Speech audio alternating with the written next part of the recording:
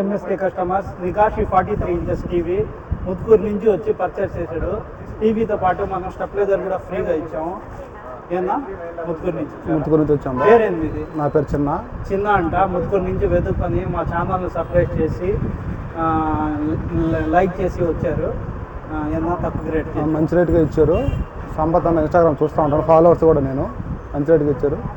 అందరూ వచ్చి విజిట్ చేయండి. MSK mobiles Kovur railway road. మా కాడ అన్ని రకాల మొబైల్స్ కానీ, సర్వీస్ కానీ, టీవీస్ కానీ, వాషర్స్ కానీ అన్నీ అవైలబుల్లో ఉంటాయి. అందరూ విజిట్ చేయండి.